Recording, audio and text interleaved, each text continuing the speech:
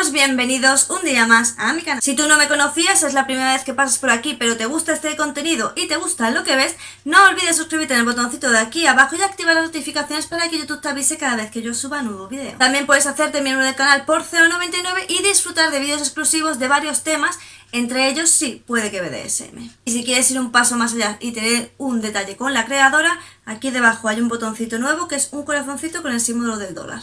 Y vamos con el cuarto círculo, avaricia. Dante llega a avaricia después de que en Engula encontrara una fosa séptica y a través de ella pues llegara a avaricia. Aquí se encuentra con Pluto, que es el dios pagano de la riqueza, lo que obviamente tiene mucho sentido. Y Virgilio empieza a entonar de nuevo las palabras que es lo que Dios desea, ¿no?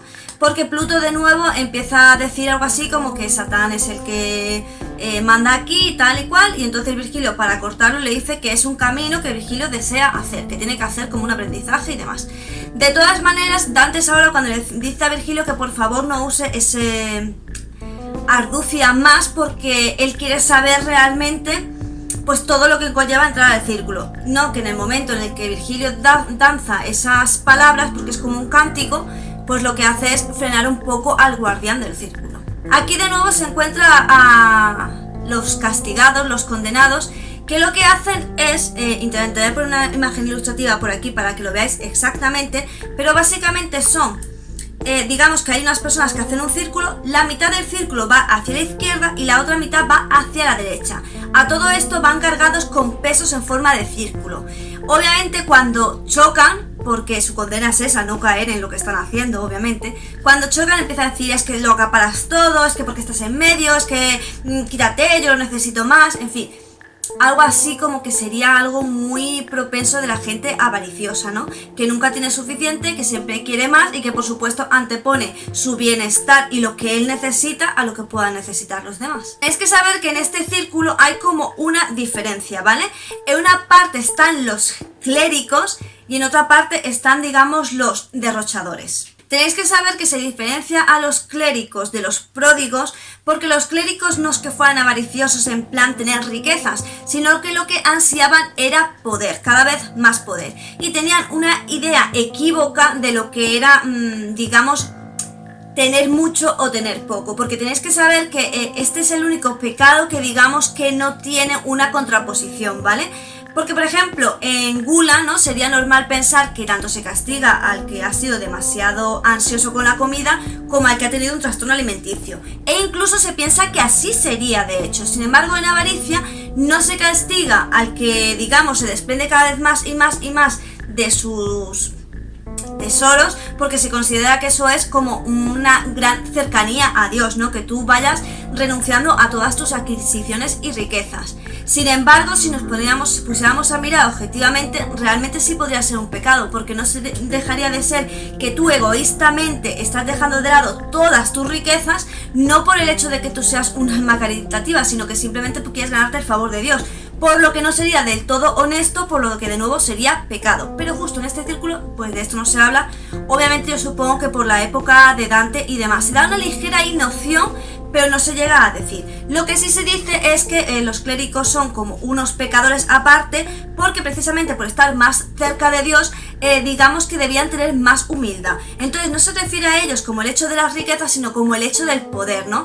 Que los clérigos de la época querían tener cada vez más poder sobre la gente, que la gente los adorara y buscara todavía más, como consejeros, como acompañantes, como gente que tener cerca. Entonces los clérigos en sí no tenían riquezas, pero sí disfrutaban de los favores, a lo mejor de otras personas de mayor estatus. Los pródigos, por otro lado, por eso están separados, como digo, el círculo está separado por la mitad y se van chocando continuamente. Que cambien de dirección, vuelven a chocarse continuamente. Los pródigos sí serían los que han derrochado, digamos, de una manera malsana, ¿no? Totalmente viviendo por encima, quizás incluso de sus propios límites, solo mirando por tener más y más y más.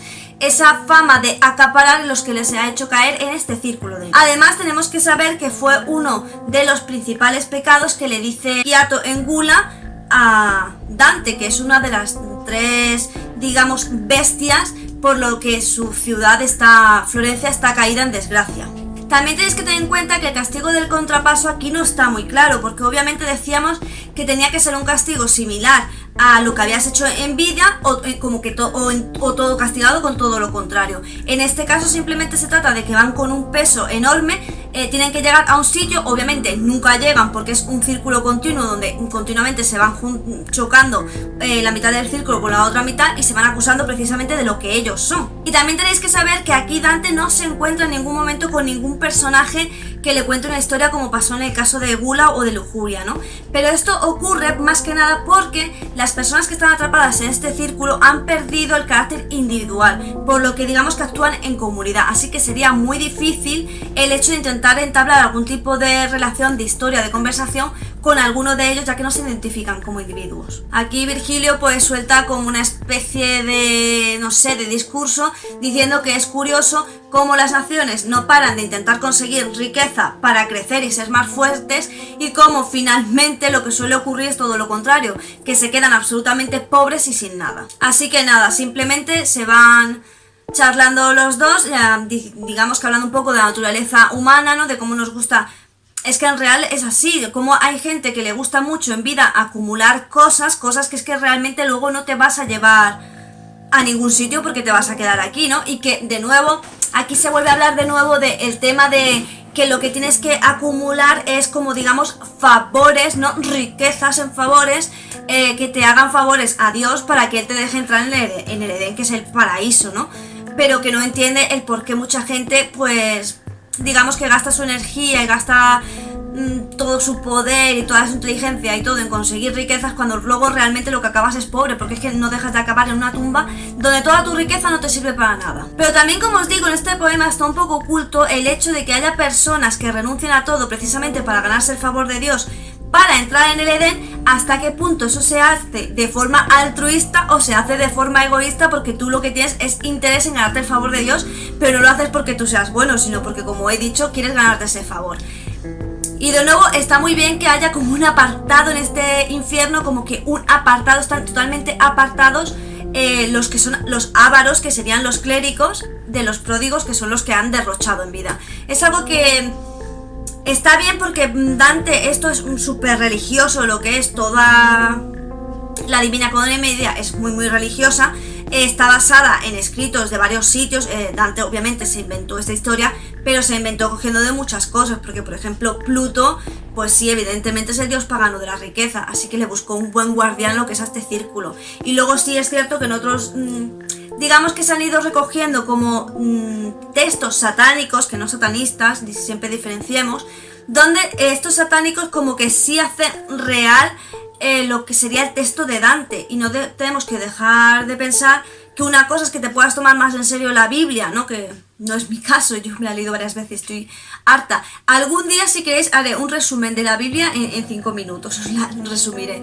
Pero la cuestión es que, digamos que es un libro como que sí se sabe, ¿no? Que lo escribieron los apóstoles y luego se reunieron como testimonios de otra gente a Dante, que se sabe real que su libro es un libro de poesía donde cada círculo es un cántico. Entonces que lo intentes tomar como real, no sé, es que los satánicos son bastante raros e intentan coger todo lo que pueden hacia su favor para llevarte a tu causa. Y bueno, hasta aquí este círculo, ya nos vamos acercando poco a poco. Como sabéis, Dante tiene los 9 círculos del infierno y luego tiene otro capítulo aparte que es purgatorio y luego otro capítulo aparte que es cielo. No sé hasta qué punto haré purgatorio, a lo mejor hago purgatorio y cielo junto porque purgatorio es súper breve y cielo es muy empalagoso.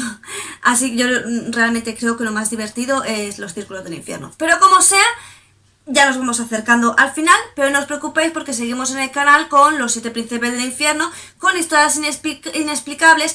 Y con que quiero hacer una serie de vídeos especiales cuando terminemos con los príncipes del infierno, que será qué demonio es cada mes, y hablaremos pues de ese demonio, evidentemente. Así que sin nada más, solo te pido que me regales un pedazo de me gusta para que yo sepa que te gusta este contenido, que te suscribas a mi canal secundario de cocina, a ver si llego a los 100 y puedo monetizar. Me haría ilusión, aunque en realidad no sé, ese canal, ¿sabéis? Me hace casi más ilusión que este. ¿Por qué? No lo sé, pero será porque me gusta muchísimo cocinar. Pero yo os animo a que os paséis y que si queréis que haga alguna receta, pues que me lo pidáis. Ahora mismo estoy experimentando con comida asiática y por ahora todo lo que he hecho me ha salido muy bien. Y tengo ya 2 vídeos subidos al canal subidos, no publicados, sobre este tipo de comida. Así que ya os digo que estoy experimentando con todo porque realmente amo la cocina. Sígueme por mis redes sociales y no se te olvide que aquí tenemos vídeos los lunes, los miércoles y los viernes. Y sin nada más que decir, solo me toca decirte adiós.